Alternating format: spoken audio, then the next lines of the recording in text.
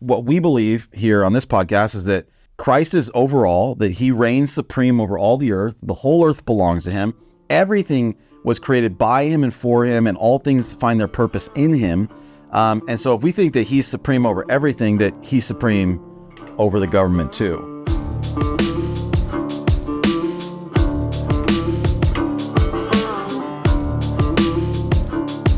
All right, and we are back with the Unyielding podcast where we have discussions about anything and everything from a Christian perspective. My name is Mike, and this is my friends, and so let's pray to get into this thing this morning. Father, we love you, God. We ask you to come and be with us, Lord. Would you give clarity to our thoughts, God, and would you have your way in this podcast? Amen. Amen. Well, it's going to be back. I wanted to issue at the beginning of this podcast 2 episodes ago. We talked about the border, and I used a little illustration of a friend of mine, and I got his story a little bit wrong. So I want to go back and issue a correction.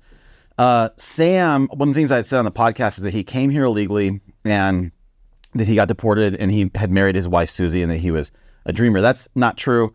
Sam had come here. His whole family came here on visas, and they were trying to immigrate, trying to get their green card, and the system kind of failed them. They didn't get it in time, and so the visa expired, and that's actually how Sam had ended up being illegal and why he got deported at that time. So it was an expired visa.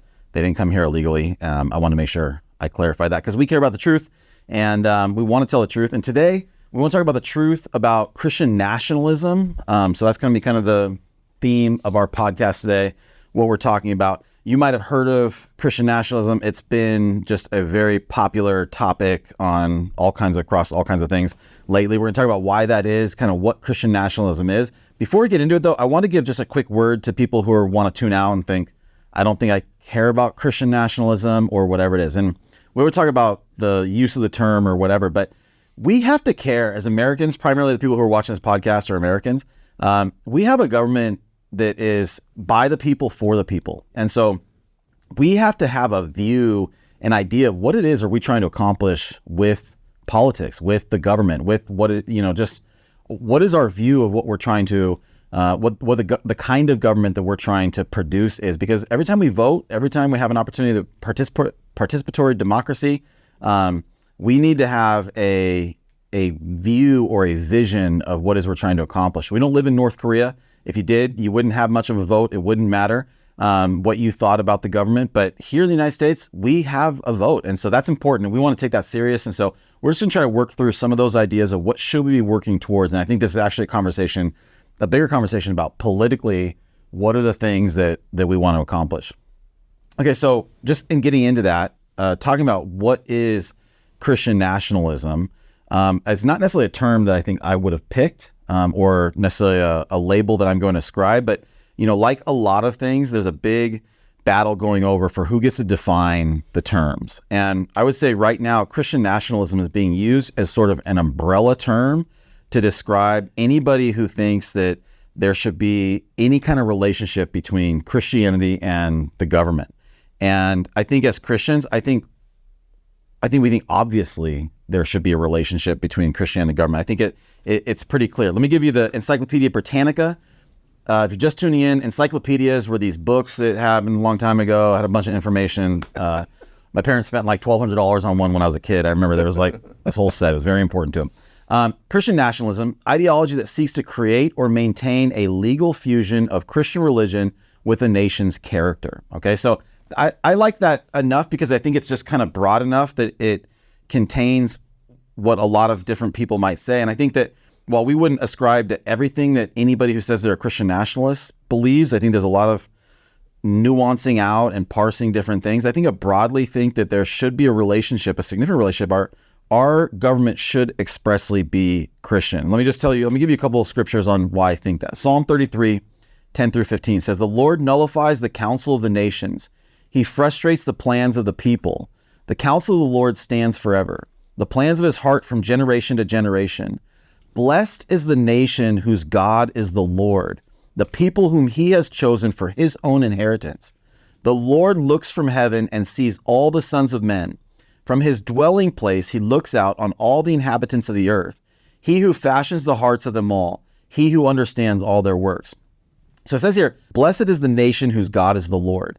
And it's not just talking about Israel here, because he nestles that psalm in the context of the whole world, of everyone. So there's something there. And then Psalm 2, 10 and 11 says, now therefore, O kings, show discernment, take warning, O judges of the earth, worship the Lord with reverence and rejoice with trembling. Here's his admonition to kings and judges. These are civil officials. He's saying, worship the Lord with reverence and rejoice with trembling. And so I think that it seems like if what we believe here on this podcast is that Christ is overall, that he reigns supreme over all the earth. The whole earth belongs to him. Everything was created by him and for him, and all things find their purpose in him. And so if we think that he's supreme over everything, that he's supreme over the government too. So what is your view of Christian nationalism? How do you approach Christian nationalism? How do you make it make sense to you? Well, I think if we could say at the high level for a little bit, our laws in America have to be, our laws in America need to have some kind of moral standard, right? And so which moral standard out of the plethora in the world are we going to choose? And secularism doesn't have a moral standard. There's no code there. And you look at other parts of the world, Islam, Hindu, all these different world religions. Christianity is the only moral standard that I would want our laws being based off of. It provides the most amount of good for the most amount of people for the longest amount of time. And then you get into, well, how do you define good? And that's a subjective thing for a lot of people in the world, especially secularists. They can't define that. We go to the Bible and we can define good. I think we should say too that the idea of Christian nationalism heading towards that, if we established it in a way that we felt we could say this was a Christian nation again, it would be like Douglas Wilson says, Christian nationalism 2.0. Our nation was founded as a Christian nation. Right. Yeah, it was Christian nationalism. This isn't this kind of radical idea where we're going to diverge a totally different direction, right? This has historically been kind of a significant ethos in the West, particularly, right? It's under Christendom, right? Like that the gospel spread up through Western Europe, and a lot of what came out of there was this fusion of just trying to figure out how do we be Christians and live together in the way we're supposed to. And Phil, you brought up the significance of laws, right? The importance of laws, and it does seem like that's the legal code is this central part of what a government does, right? Like I care less about the faith of our leaders than I do about the legal code that they're requiring us to live under, right? Like, and now they're not separable; they're the same thing, but the legal code, like what are going to be our laws and how are they going to be enforced? That is a really central tenet to just the way that we live together and what the plan is for us to live together. Yeah. And go ahead, Phil. No, well, real quick, with regard to the law, my first thought is the 8th commandment, thou shalt not steal, right? That ensures private property rights. That's where we get private property rights, is from the 8th commandment. Is it the 8th commandment? Thou shalt not steal? I think it is. And so what has happened in the United States, we have squatters law, where people can just come in, maintain your land or live in your house. I think there's a TikTok of this illegal immigrant that's going viral right now, where he found out this law where he's encouraging illegal immigrants to go move into vacant houses, squat in it for X amount of time, and then they can have it. And so that would be an area where I would say, yeah, we need to have standards based off of Christian nationalism, based off of the Bible. And so when we put the rubber to the road, we did have laws like that. Squatters' rights didn't exist in the founding of our country, but now they do. And so when we're talking about Christian nationalism, reforming our current laws in that way. Yeah, and I think like as we stay kind of at the introductory level of like what is Christian nationalism, maybe we could say a few things that I think it's important, like Tobias said, that this wouldn't be Christian America 1.0, right? Like Douglas Wilson said, it's Christian America again, because our founding, like John Adams said, that our Constitution was meant only for a moral and religious people. It's unsuitable to the government or unfit for the government of any other. In other words, the Constitution, the founding of our country, presupposes that the people are largely moral and religious. Religious meaning Christian, and I think a lot of people would argue that it'd be any religion. No, that wasn't the case in the founding. It was a Christian nation, and based on that population, that's how our Constitution was formed. That's how our nation was formed, with that understanding. And so, it would be a return to that in our laws, in the character of our nation. And I think we can talk about it later on, but that would also require, I think, to some degree, a return to that personally, individually in the population. You couldn't just do it at the legal level. But so I think that would be Christian nationalism. It would be a return to something that we've had before, albeit it's not going to be 1776 again. It's going to be something new, because you can't go backwards, right? It needs to be something new, a return in some ways, but more really a renewal. It needs to be a renewal of a Christian character. And I think the other thing in there is, I think nationalism scares people. Yeah, so let's break out those two things, right? Because Christian and nationalism are two different parts. And one of the criticisms you get, like Christian nationalism really has, I think, in the last 10 years, 5 years, if you truncate it really, where it's been super popular, it's coming up a lot, has been used as a pejorative. It's been used to call people Christian nationalists. And almost always, a lot of times in the beginning, when the left was calling people Christian nationalists or saying you guys are Christian nationalists, is white Christian nationalists, right? Because they wanted to kind of connect it with the white identitarian politics. They wanted to poison the term. They wanted to poison the term. They wanted to make it seem like just these people who are, kind of living in the Ozarks, that are racist, that want to return to some kind of white, Confederate kind of slave-holding supremacist state. So this idea of white Christian nationalism is used in a way to try to delegitimize any kind of sense of like what an actual just general common sense kind of Christian nationalism is. But there's those two parts of it, right? Christian and nationalism. And my guess would be that a lot of people of faith are watching this podcast. We're comfortable with the term Christian. The term nationalism, I think, feels like a Trumpian term. What is a nationalist? So what is that part of this idea? Like, what is the idea of a nationalist or nationalism over and against maybe globalism, right? Like that so that's kind of the balance. So how do you guys think tribalism, right? A smaller portion. Yeah. I think maybe the simplest, the way I think of nationalism is it's the right to have a nation that you work for the good of. Yeah. That would be the simplest definition, I think. And that means that you have a certain area of land that you as a people call your nation. And then the people within it, have the right to determine how that nation proceeds, the laws of it.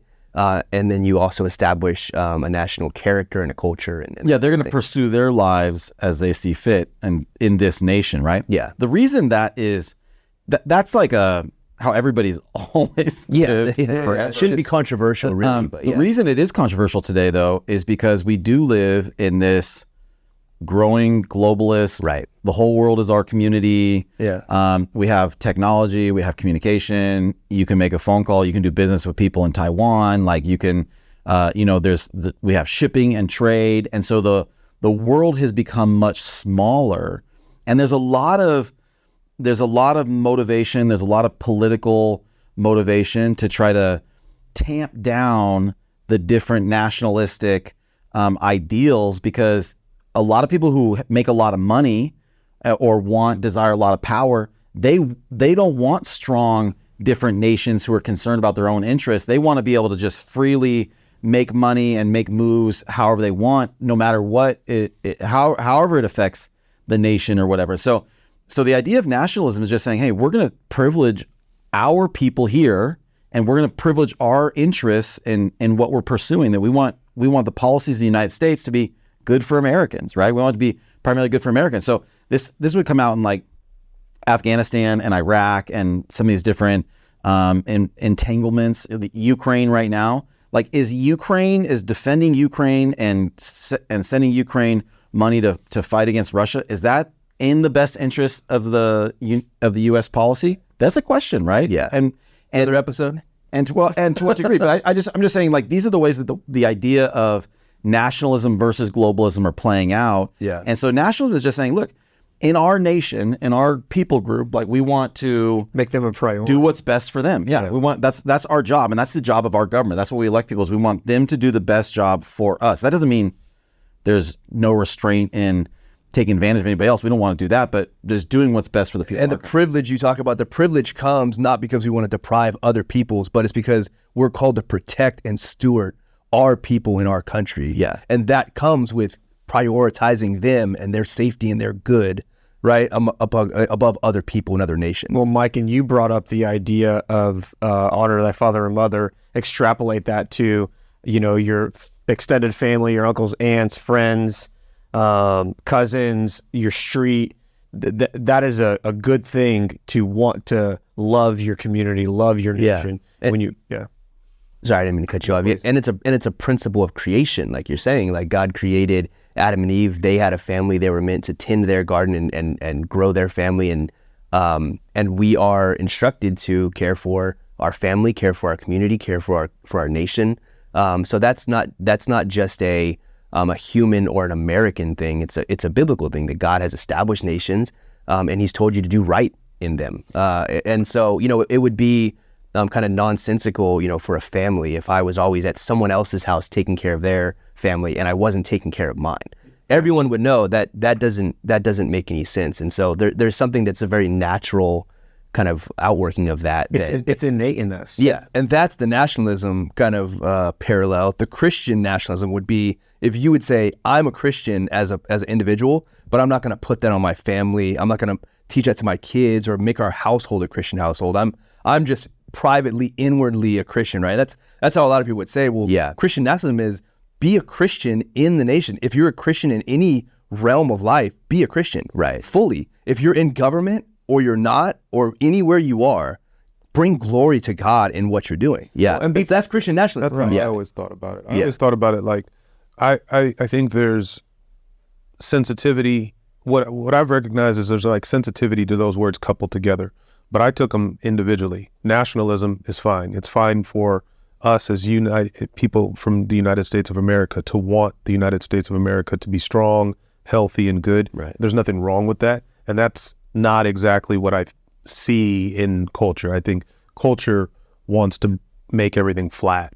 If that's globalism, if it's whatever, some weird agenda. But I've always thought it's fine for us to want, not at the expense of like dominating other countries, but it's fine to want to win.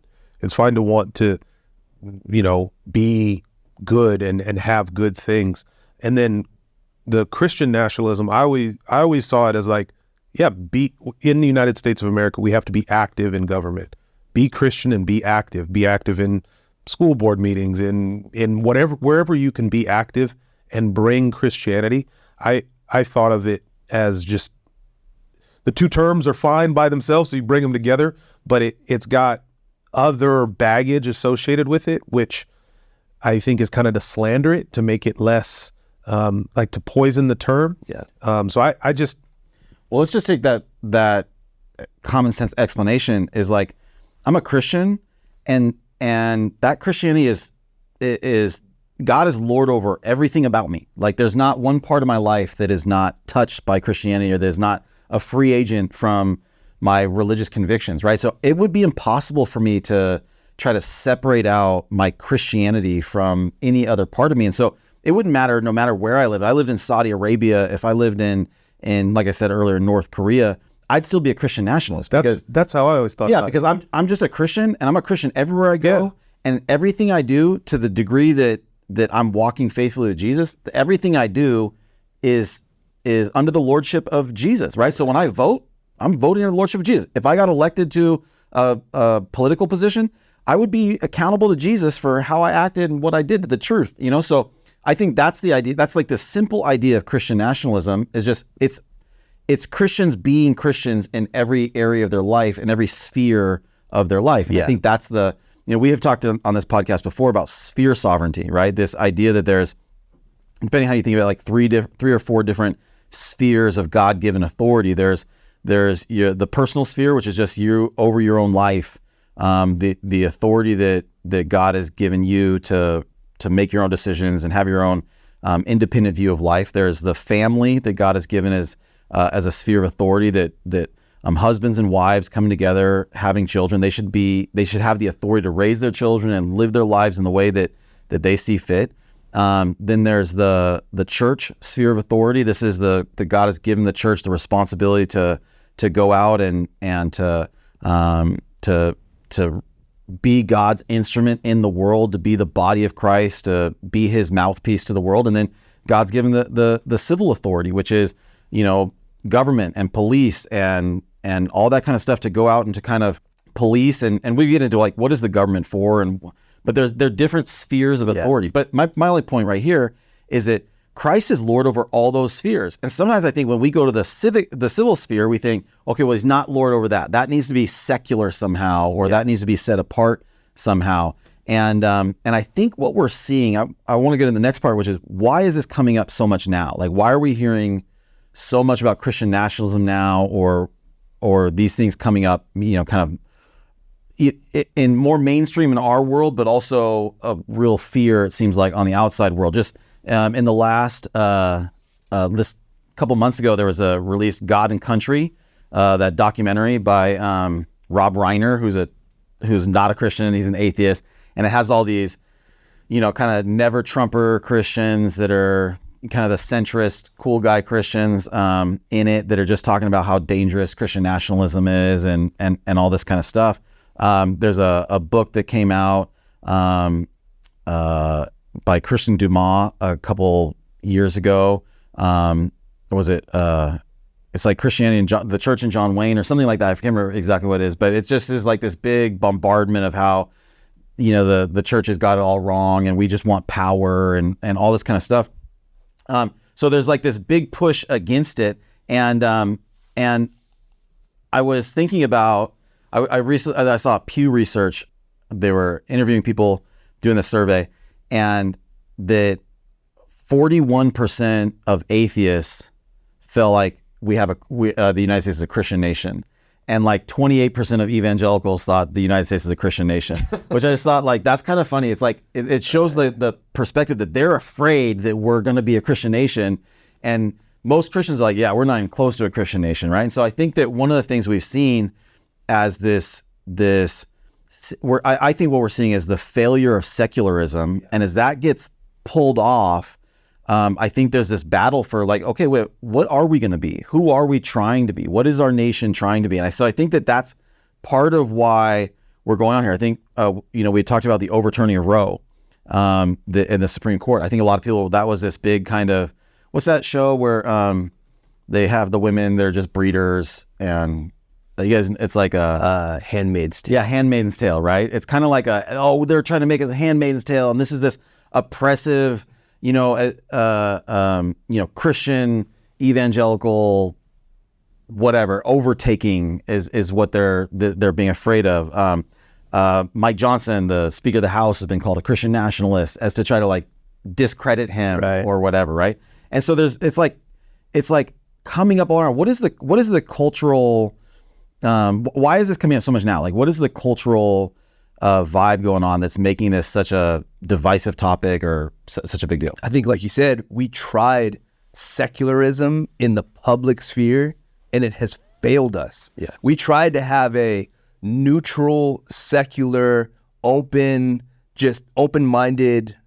national acceptance of everything. All nations, all cultures are good. They're all equal. All ideas are welcome here. And we just allowed that and said, no, it should be okay, right? And it's not okay. And we're seeing it fail in real time, right? Like the idea of who we're going to privilege. Are we going to privilege the mentally ill kid who thinks he's a girl and wants to play basketball on the girls' basketball team? Or we're going to privilege the rest of the normies who are like, yeah, we're not doing that. That's stupid, right? Yeah. Well, secularism, what principle do we have by which, well, he's a protected class, we got to make sure we don't violate his rights. Well, what about the rights of everybody else, right? Like it's just secularism is like trying to stand in the middle of the air. Like you can't, right? It's just I think growing up, it was like, even in my own mind, I feel like a lot of the things around me about what the government was supposed to be was speaking of it as if it were a completely amoral, neutral, sterile thing, and that if you have a religion, great, keep it to yourself, but that the government is this impartial, irreligious, amoral thing, and that's good, and that's how it should be. But in reality, we've seen now that what looked like kind of a neutral world towards religion has now turned very negative towards Christianity, and we've seen that there is actually an official moral underpinning to our government now, and it's not Christianity, it's a godless, secular moral code. And so I think, like you said earlier, your laws and your government must be supported by some moral code. Pick one. And as Christians, it would be insane for us, and as just rational people and as Americans, it would be insane for us to pick anything other than Christianity. And not only does your moral code need to be founded on something, there needs to be an authority above, right, that you acknowledge. Which that's like Francis Schaeffer, the quote I saw that we talked about, is that if there is no authority over the state is the authority, right? If there's no God over your country, the state is God. Then your country is God, and your politics and your politicians are God.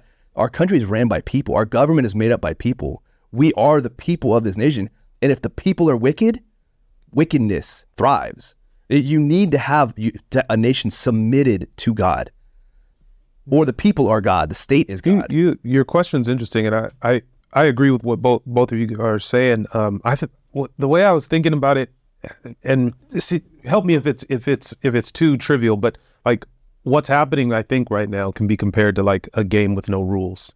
So I love basketball, but if I went out and was playing basketball and all of a sudden people could just travel, I'm not playing basketball anymore.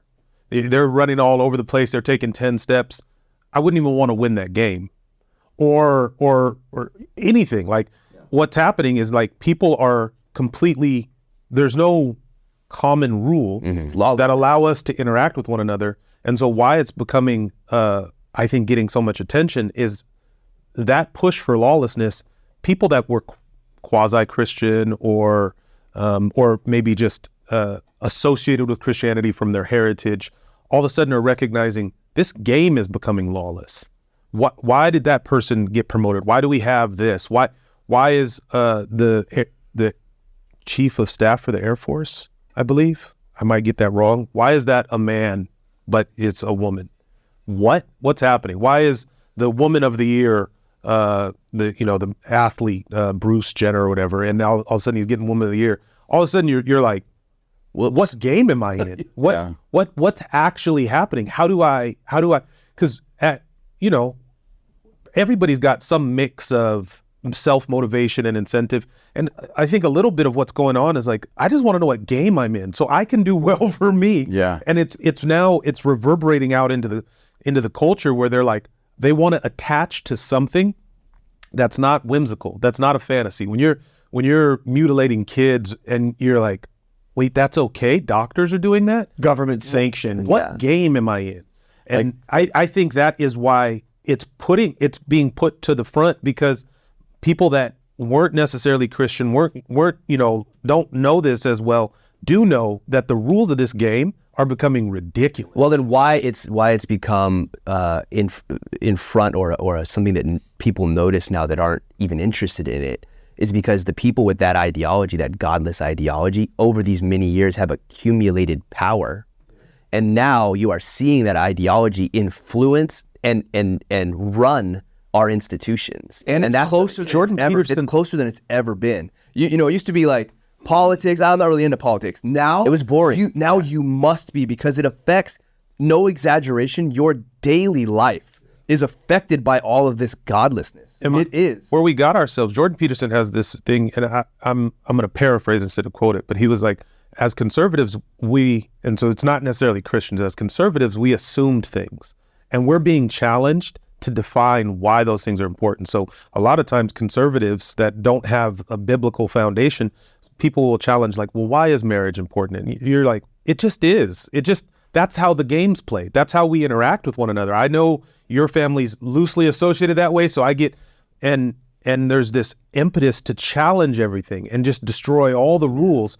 and you just get chaos. And I think Christian nationalism, it might not be explicit in how it's defined, but I think what people are moving towards is like, that's a set of rules. That I remember that set of rules. That set of rules works. It gives me some comfort that there's normalcy around me. And so I think that's one of the things that's going on. People want to lean into rules that make sense. I think like Bo said, growing up, I'd be surprised if all of us didn't feel that same way. Like, no, politics should be neutral. We're a pluralistic society. If for all of us to get along, like we should have a neutral state. And I think it comes down to what Douglas Wilson says. It's not if, but which. What does he say? It's not if you'll have a standard. It's which standard you have, right? And so the idea that I think we've lost the idea that no, we actually have to have a standard. And this is something that, thinking about your illustration of the games. I think we're so far away from the guys who had to figure out the rules of the game. Like they had to think it through. They had to think, man, why are we putting this here? It's that illustration we talked about before about Chesterton's fence. If you come upon a fence and you don't know why it's there, don't tear it down, right? Like, until you learn why it's there. And I think we've totally lost why do we have these rules? Why are these rules here? And do the rules make sense?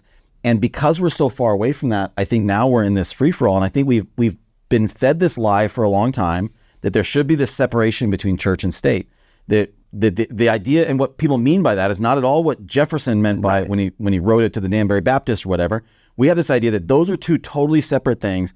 Keep your religion out of government, right? And if you go on Reddit or any kind of secularist or any kind of atheist, you're going to hear that all day long. They want nothing to do with your religion. And the reason is because they want their religion to be in the center. They want their religion to be privileged. And the reality is we're not deciding if we're going to have a religion as our government, in our government. We're deciding which religion we're going to have in our government. And I think that's the reality. I think the idea, it's a myth that we can have a secular, unbiased government. All laws are moral, right? They talk about you can't legislate morality. No, you can't. All laws are moral. You can't change someone's heart with a law, but you can prevent someone from committing evil by a law, right? Yeah. I think it needs to be said too, to your point, is that us growing up, the government was, however you described it, I forget what it was, but I think it needs to be said that one of the reasons why this is so pervasive is because the government has grown, and it became, and we're so interested in it is because it's getting into our lives more and more. What you talked about, sphere authority.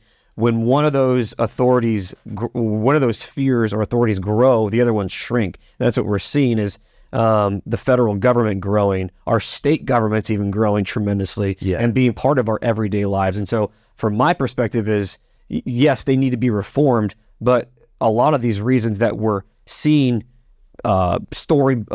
these pornography books in public schools drag queen story hours, because the government has grown so large, it's forced itself into our homes, into our families, into our spheres of authority. And I think shrinking the government is one of the methods that as Christians we really should be promoting, because that's in God's design, is for the government to not lord over the state or the family, but to stay in its own lane. Yeah, I think that's important, like as an American point, specifically, that what I would want Christian nationalism to mean for us is not that we have this Leviathan federal government, that we just turn it all Christian. And it's still in every detail of your lives and still overreaching, but we've just kind of, now we've made it, well, don't worry, because now it's Christian. Right. As an American, I think that we should have a small, limited federal government and limited government in general, because that's the principle of our nation and how it was founded. So I agree. I think like when you talk about kind of how do we get there, or what should it be in principle, we don't mean Christian nationalism should be this large, overgrown federal government that's just Christian. Yeah. Well, I forget the quote, but somebody said the federal government should be so big that it should fit under your thumb. So, yeah, right. And that's really what we want, is because if you don't do that, then it's outside of God's design, first of all. Well, let's talk about that real quick, because Bo, you said that's kind of our nation's cultural history. Our foundation was a really limited federal government. Yeah. It's expanded increasingly since then. Post-Civil War, it expanded a lot with the 14, 15, 16 amendments. But even since then, it just keeps getting bigger and bigger and bigger. It turned into this kind of Leviathan. But it's not just a cultural standard. God has given limits to what he wants for the government to do and what he wants for the church to do, right? I guess the reason I phrase it that way is it's an American point, is because it is fairly unique to America that we were so understanding of the errors of humanity that we purposely put in place checks and balances and limits to ourselves as we founded the country, because we knew that if we were allowed to accumulate power too much, that it would go wrong. And so it's unique and it's good. I think it's a unique thing to America, and that's why I put it. Now, I think it's probably the best system that we've ever had in the world. Yeah. But I don't think that it would necessarily be unbiblical if there's a small country somewhere that has a God-fearing king that does well for his people, and that's the government system. Yeah, but I would imagine. So I guess that's why It's a big risk. Well, sure. Okay, but hold on. I would say even in that, I would say the king should still only do what the king should do, right? The king should be limited. Right. And if we think about scripturally, let me just throw this out because I think Mark always gave a really helpful way of thinking about what it is the church is supposed to do and what it is that the government's supposed to do. And maybe this kind of brings us into like a little bit of a conversation about some separations there too. Like what are some of the differences? Mark always talked about the keys and the sword. The church has been given the keys to the kingdom, and the government has been given the sword. So it comes from Matthew 16, 18, 19. It says, I also say to you that you are Peter, and upon this rock I will build my church, and the gates of Hades will not overpower it. I will give you the keys of the kingdom of heaven, and whatever you bind on earth shall be bound in heaven. Whatever you loose on earth shall have been loosed in heaven. So this is on Peter's confession that Jesus is Lord, that is the foundation of the church, and that the church has the keys to the kingdom, which are the ability to bind things on earth and to loose things on earth, and those things will be bound and loosed in heaven. And that like is symbolic or is pointing to the authority the church has to be God's representation here on the earth of his truth and his reality. And the idea that what does a key do? A key unlocks things, right? Like a key doesn't force things. A key is the thing that goes in that makes the thing open up. And this is the idea that God has given the church the power to change hearts, to transform people, to preach the truth, to be ministers of the Spirit of God, and that it's the Spirit of God that transforms men's hearts. Then he says in Romans 13:4, Paul says, for it is at the time of the government, it is a minister of God for your good. But if you do what is evil, be afraid, for it does not bear the sword for nothing. For it is a minister of God, an avenger who brings wrath on the one who practices evil. I think primarily the government's job is to punish evildoers by having laws that are going to protect people in general. And if they don't, they have the ability to use coercion, right? Yeah. So coercion is if you don't, then this is going to happen to you, right? I'm going to put you in prison, or like on the end of every law is a gun, right? And the gun is what is going to force you. The government's saying, we're going to force you to do this. Yeah. It's not an option, right? And so the government has the tool of the sword, which is the tool of coercion, and the church has, and Christians have, the tool of the keys, which is to unlock people's spiritual, truths and stuff. And so I think that is a helpful way of trying to think through what are the roles of each. Yeah, and I think in that same, I've heard Pastor Mark explain it. It's helped really inform the way I think about it as well. That he said that the government is put in place; its authority is to restrain evil, while the church does its work of spreading the gospel and bringing a renewal of the hearts of the people to come in line with God, right? And so that's the separation: is that the government doesn't have a part in forcing morality, and it can't force conversion or renewal, but it needs to do its job of restraining evil while the gospel does its work. Yeah. And I think, even to clarify my example of saying that, although I don't think it would be the best system, a Christian monarch, I don't think would be against scripture or against anything like that. Agreed. As long as that king wasn't the priest king of the nation that set up his own religion, right? He would need to do his job to restrain evil, while the church of that nation spread the gospel. And kind of what we're saying Christian nationalism, like we could apply it to other nations, which we could, but even more specifically, we're talking about being Christian Americans, Yes, right? yeah. Christian American nationalism Yeah. is more specific to what we're talking, but So we're not talking a monarchy. We're not talking a big, huge federal government that's Christian. We're talking about foundational American principles of limited government, and that limited government is distinctly Christian. Yeah. I want to talk about strategy with preserving that type of government, because with the whole Christian prince idea, you're putting all your chips on one person and things could go wrong really quick, as opposed to an American republic style democracy where there's separation of powers. Our system is the best. Exactly. And so, yes, exactly. And I mean, all you need is one person with a knife to stab that prince in the back, and power is consolidated. And so we talked about globalism before, where you're trying to consolidate power over this globalist state, as opposed to nationalism. I would be very fearful, because it's not going to preserve the type of laws that we want for long, or it puts a lot of risk in preserving those, because someone could just take over.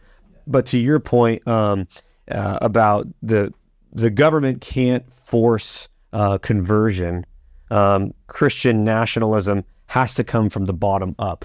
It can't come from the top down. Yeah, it has to come from the people. I think that's kind of one way it has to come. I think that's an interesting kind of like, and maybe we'll talk about it later in the discussion or now. But that's kind of a how do we get there? Or how should it be implemented? Yeah. It's kind of a detail of how we implement it. Is I think a lot of people would say that if you don't have it come purely from revival in the people first, that you need the population to become again majority Christian individually, and then that population can start to pass Christian laws. I think that certainly if you just somehow snuck a law in nationally to a completely degenerate population, they're going to buck against it. Mm-hmm. Although I think a counterpoint to that would be something like overturning Roe, that a lot of people in this country are bucking against that, but regardless, it was able to be done, and it was a righteous thing that it be overturned. And so I think that it's probably, in my opinion, it's both bottom up and top down. Agreed. As far as you can do it. And one thing about that, I agree. I think it needs to be a revival of the people, led by the church, that evil is being kicked out and rejected among the people, and Christ is made to reign and rule in people's hearts, right? And we should have a government that is acknowledging God and Christ, that our country is founded upon Him, and working to protect and drive out and restrain evil. Stephen Wolfe says one thing about the government and Christian nationalism. He says that the government can make laws that help protect the souls of the people.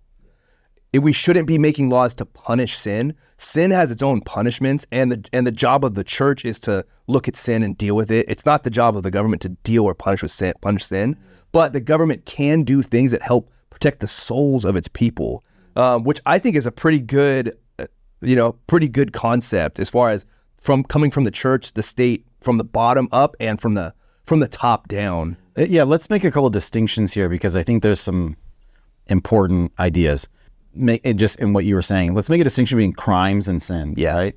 Because I think that all crimes are sins, but not all sins are crimes, right? So murder is a sin and a crime. Theft is a sin and a crime.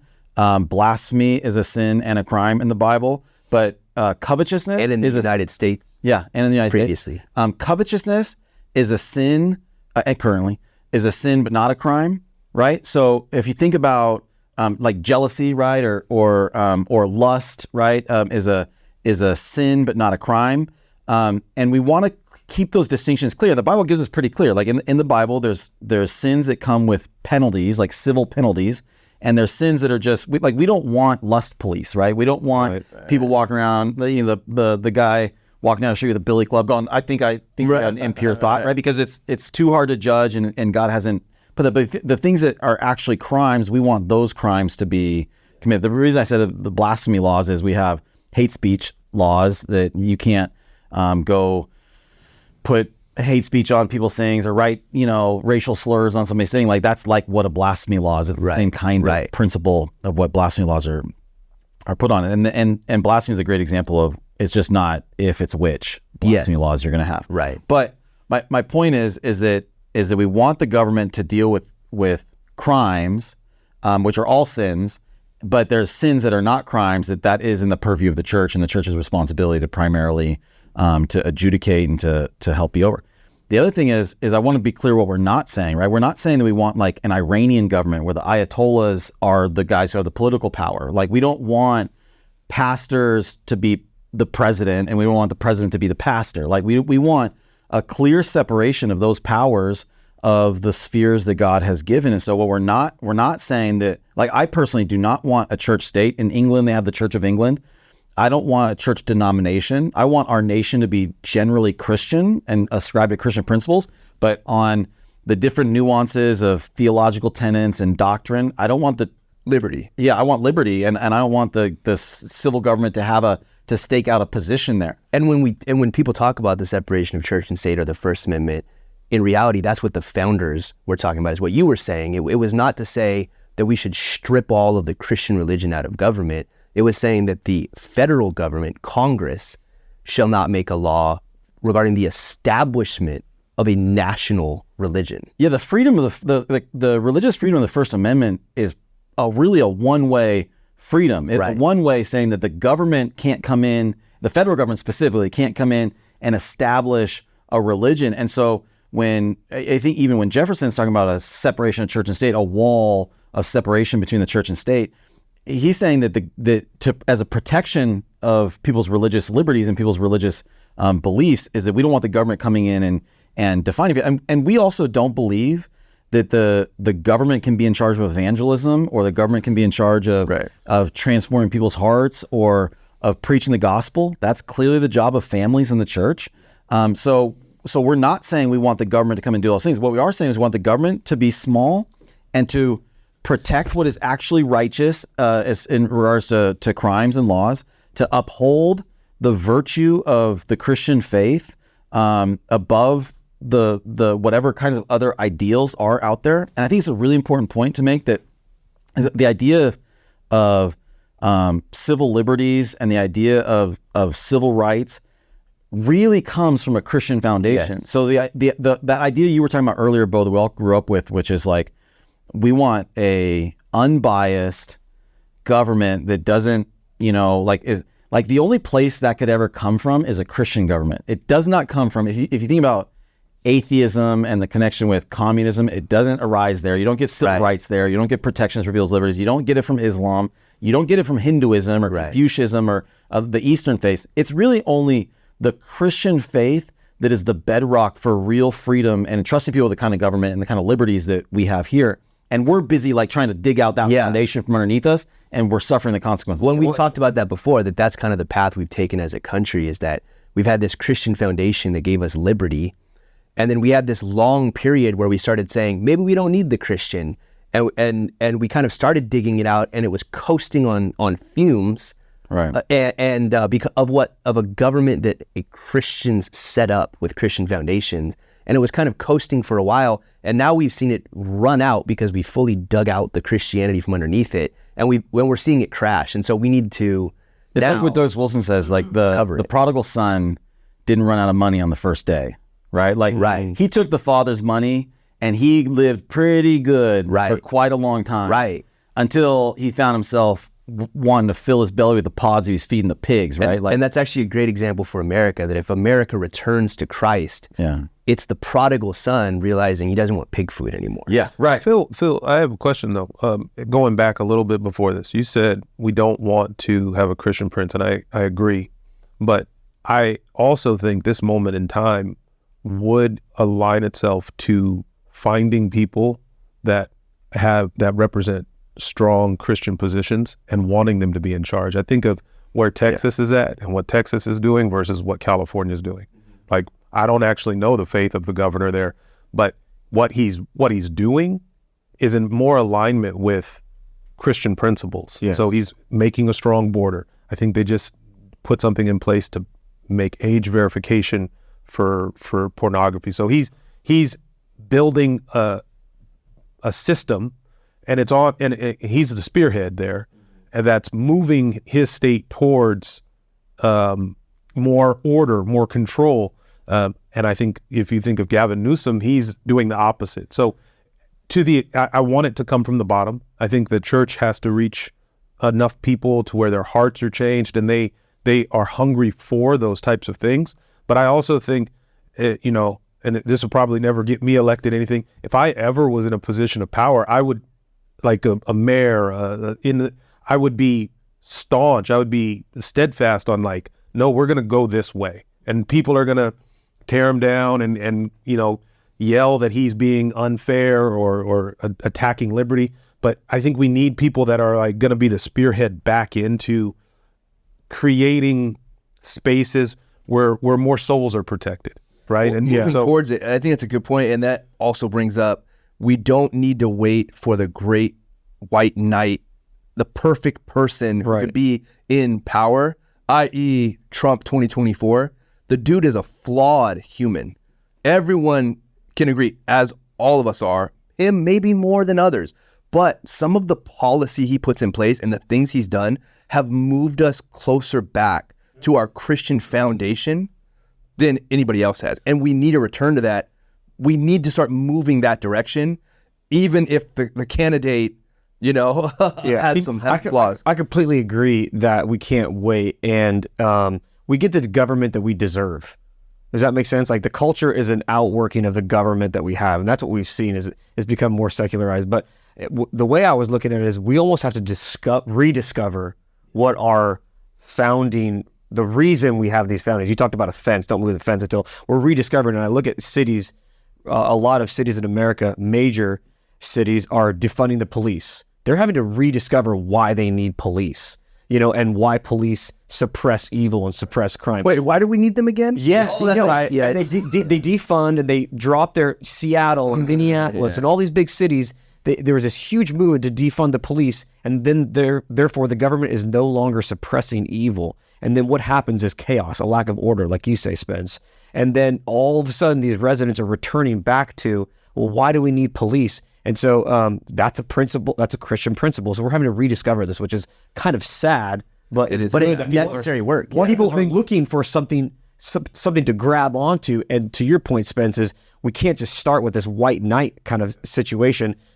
It has to start small. One of the things that's really important, and you guys have spoke about it a lot, is where the Christian founders came from. They did come from a Christian point of view, and one of the most central things about the Christian point of view is that we're all sinners.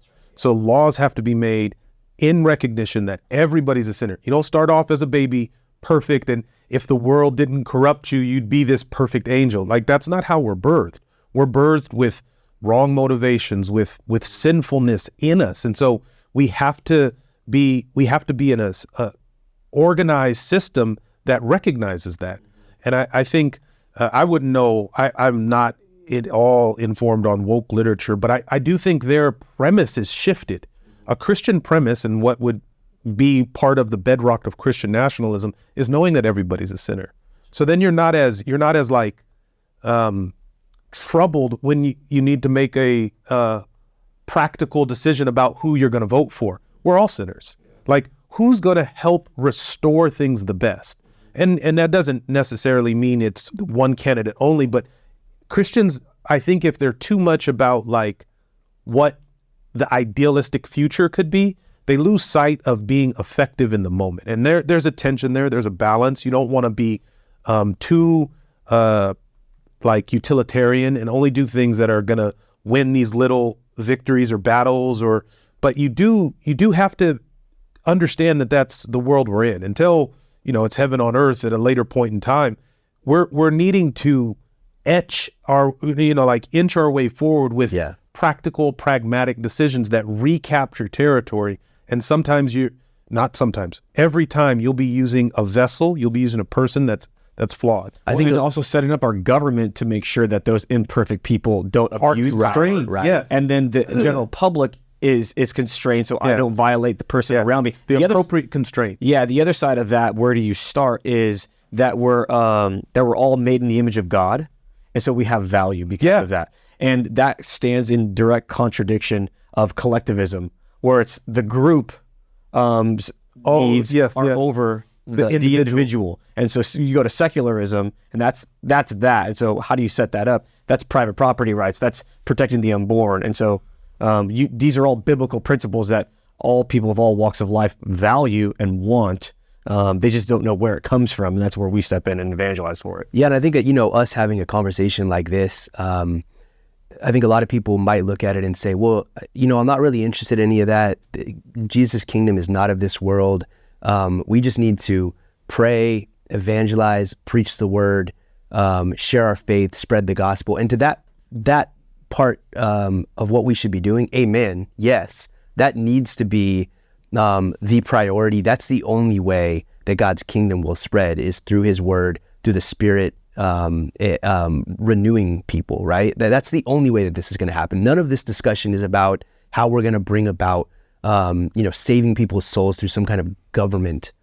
Yeah, we can just pass or politics, right? Or Roe. If we can get Roe overturned, then we can fix abortion. It's not. There's more babies being aborted now than previous to Roe. Right, but I think like a lot of people would say they would almost set up this thing that it has to be like mutually exclusive. Like, well, no, we can't be concerned about governments and our founding principles and our politics because we must be concerned about the kingdom.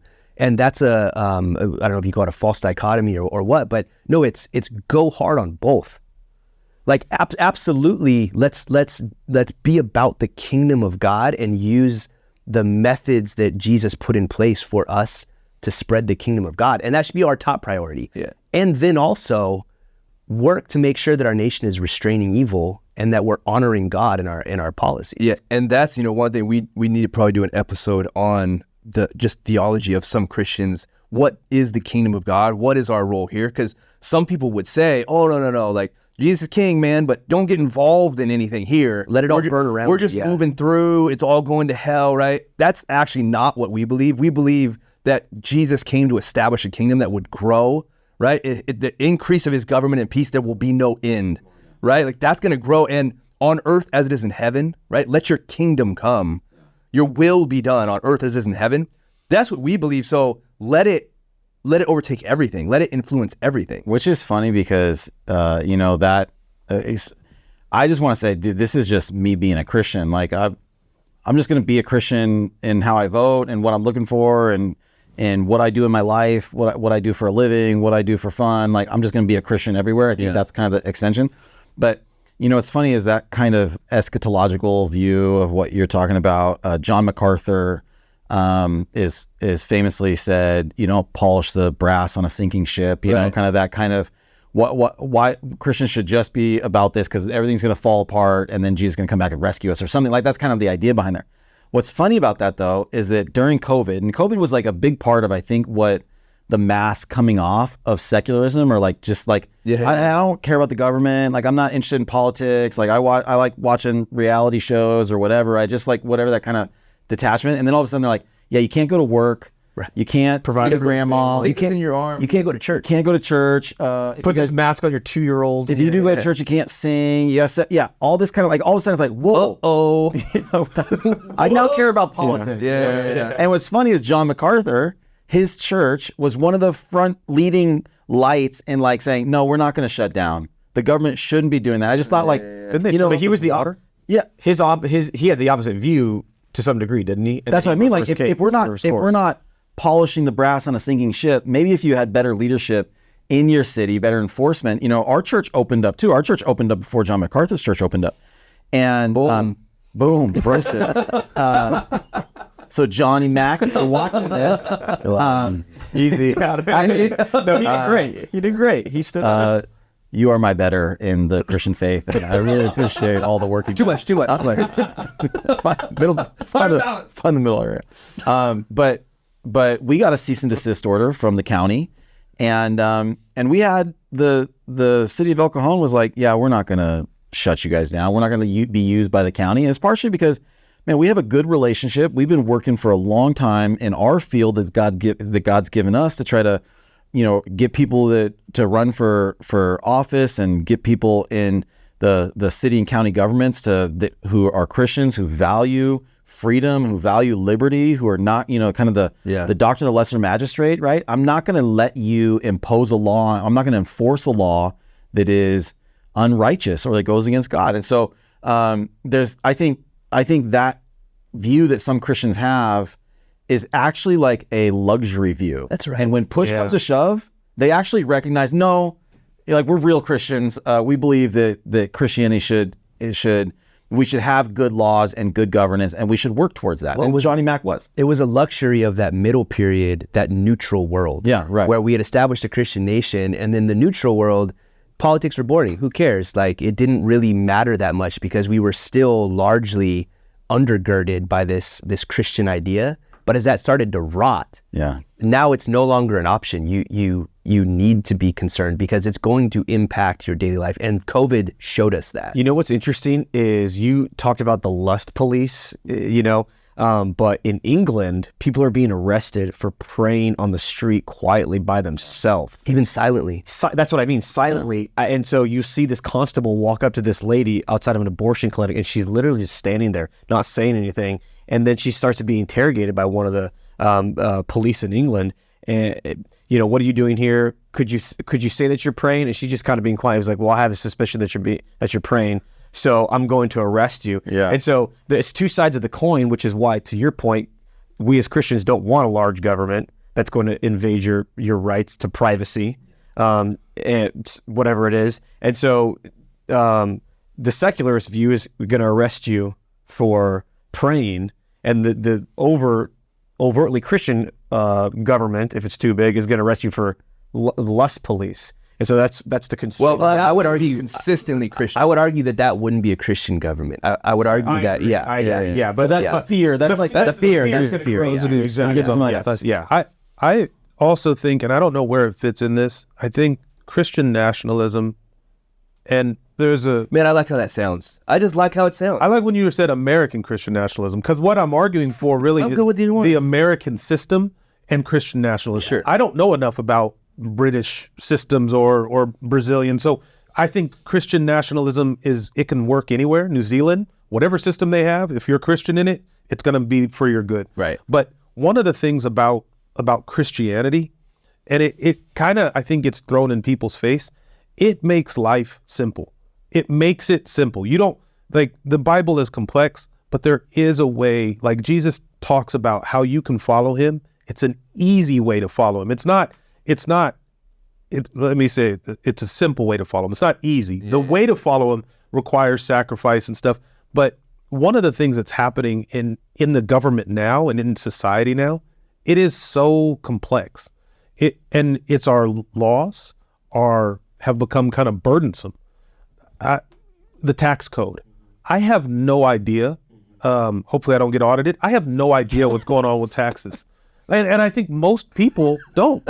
Or if you wanted to build a new building, the permitting system. You're looking into things that the overworking of government in the wrong way, when it's not constrained in the right way, right. When you want government to create perfect outcomes for each individual, that isn't a Christian principle. No. Christianity wants everybody to be free to pursue their outcomes, to pursue those things, but you can't micromanage and tweak every little thing. And so that's good. There's something that I like, if we go back to a game analogy, if you make a game too complex, I'm trying to learn pickleball. I've learned it. I'm good. I'm better than Mike. A lot better. But when you start pickleball, at first you're like, what are we doing? Why I can't step there? I'm tall, so I go right by the net, and they're like, you're in the kitchen, bro. That's a point. I was like, whoa, don't cheat me. So, but a good structure has enough rules to make it where everybody can participate. But when you go past enough rules and you get into, and so when you guys are talking about like the overworking of whether it's secular or Christian, the overworking of any governmental system to like, you can't step on that side of the street at this time of day, that stuff all needs to be caught in like a refinement of our system. And I would hope or want Christian nationalism to say, let's shrink. And so we've said small government a few times. Yeah. Let's shrink what government is involved in. Yeah. Let's shrink it down. Let's make it very targeted. And the laws that we need to enforce, the border, we enforce it 100%, but then get out of the way of everything else. Because a little bit of what's going on in people is just the mental you're like, what? Well, you have an encroaching government that's worked its way into almost every area of your life possible, and it's continued to be more and more godless. It's the worst combination you can get. Well, it's probably connected. It's not like, oh, these two independent things are happening, right? It's the more godless they become, the more they want to control you, the more they want to change your life. And that's why originally our government could be small. It's because each of us individually were constrained by God in our hearts, right?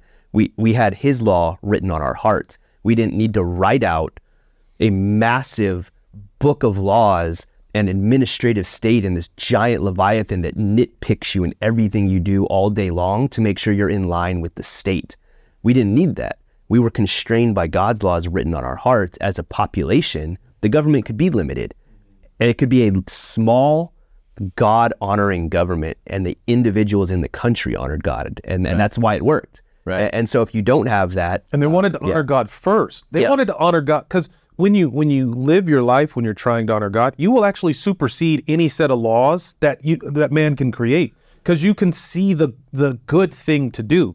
And so the position that we need to move back to being a moral people, 100%. And that's the church's job, and we need to affect as many people to understand the goodness of living that way. Yeah. But Christian nationalism, in my mind, whatever final definition is landed on, it has to, for me to believe in it, it has to be bringing back what is governed, it has to be kind of restoring people's authority over their own life. Just real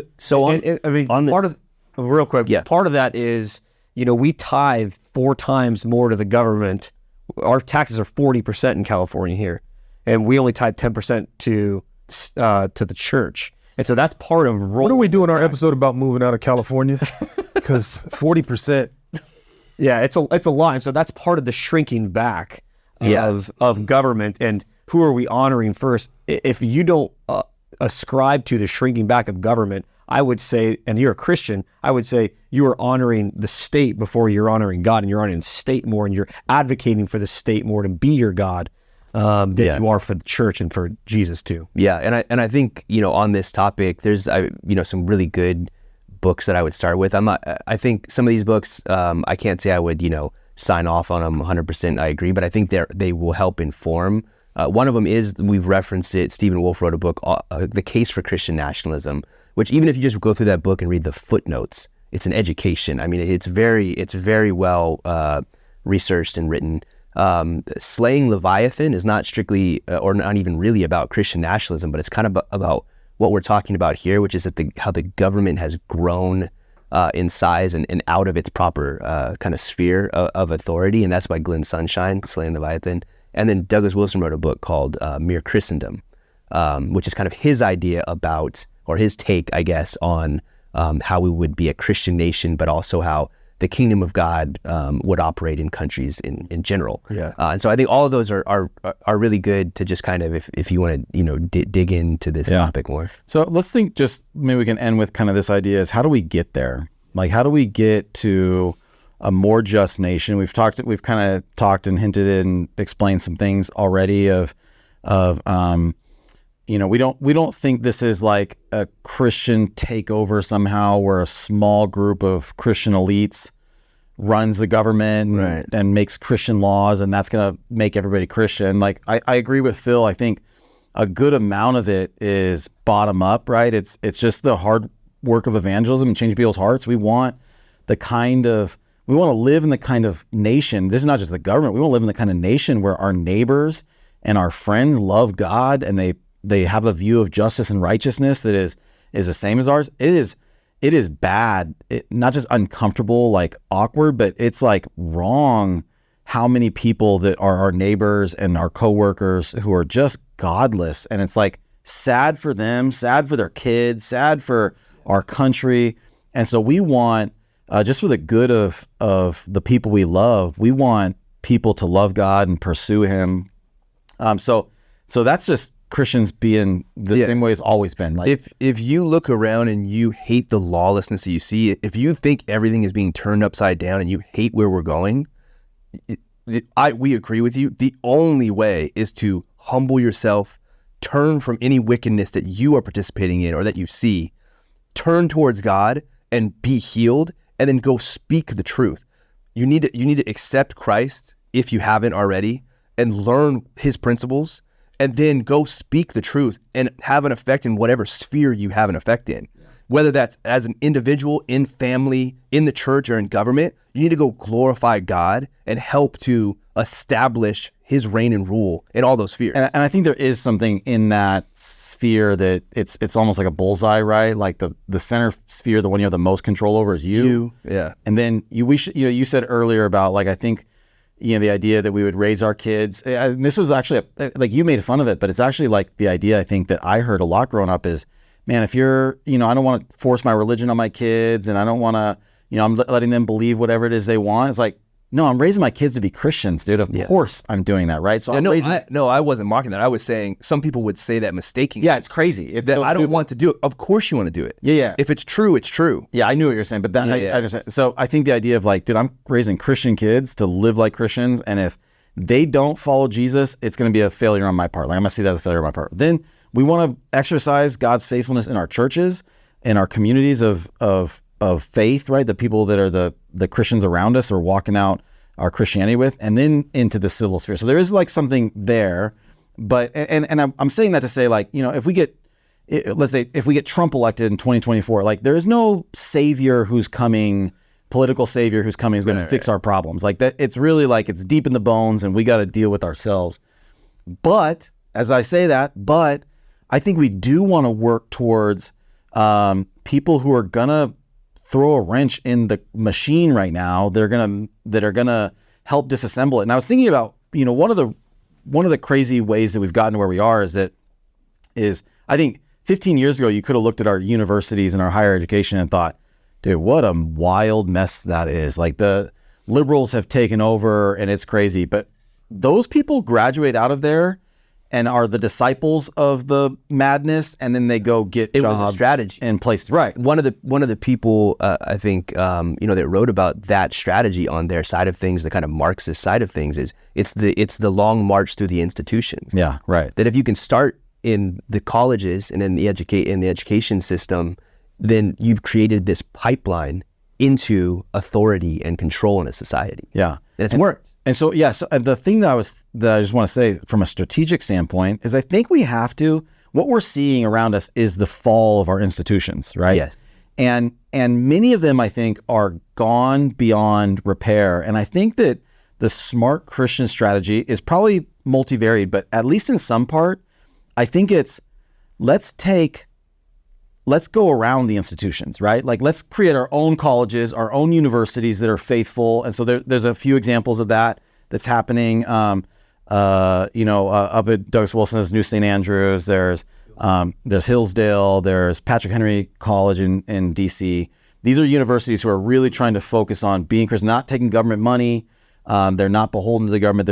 Let's like an end around. Let's build our own institutions as much as possible. We're not homeschooling, private Christian schools. Exactly. Homeschooling, private. So we're not trying to do the same thing. We're not trying to go the same paths everybody else is, because as those things fail, I think we want to have our own strength, our own institutions of power that are being built that can take the place of those institutions. But continue to try to push into the established things like voting, right? Yes. We don't want to go off and have our own thing separate from society. We want to do that, and the institutions that can't be, that are fallen. Yeah. Let's make new ones that are Christian. Or I would even say some of those institutions probably shouldn't exist under our Constitution, so you just let them die. EPA, Department of Education. Yes. Yeah, that kind of stuff. Right. Yeah. And so that's kind of my point is, like, I think Christians a little bit need to stop playing by the same set of rules that everybody else is, because I think the rules are clearly against us and against our country. And I think we need to start thinking of ourselves more independently and building our own thing rather than let me join your thing. And you need to stop being scared. You need to stop being scared of someone calling you names. Douglas Wilson says there's a lot of worse names that people call me than Christian nationalist. So I'll go ahead and run with that one, right? Like, you need to stop being scared. They're going to call you every name in the book. The fact is, you need to speak the truth. You need to vote. You need to be an influence for good in all spheres. Yeah. Do it. Stop being scared about it, because you're just going to get beaten down. It's going to get worse. Get involved. Bring your faith, your Christianity into everything you're doing, into your job, into your public sphere. And I like Douglas Wilson also had a great quote about Christian nationalism. He said that that Christian nationalism is basically like, let's stop doing what God hates. You know what I mean? Like, let's stop doing evil. And I just thought, like, yeah, that's what we want to do. We want to stop doing wickedness in the eyes of the Lord. Stop trying to control your neighbor. Yeah. You know, that's a big one. Everyone's voting to do this and do that. Just, Yeah. So I think we can just wrap it up here. I think the idea behind at least the idea we're advocating for Christian nationalism is just be a Christian. Be a Christian everywhere you go, in every sphere. And if we're doing that, we're going to see God's kingdom established in our personal lives, in our homes, in our churches, and in the government. And that's what we're looking for. So God bless you. Thanks for joining us. We'll see you next time.